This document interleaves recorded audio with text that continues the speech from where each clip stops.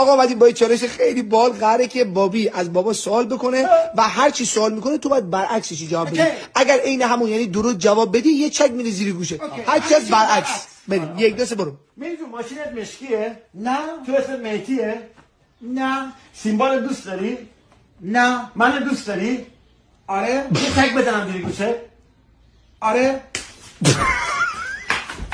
آقا برعکس گفت آره یعنی نباید میزنی دیگه. نه یعنی آره نباید میزنی. ببخشید نه.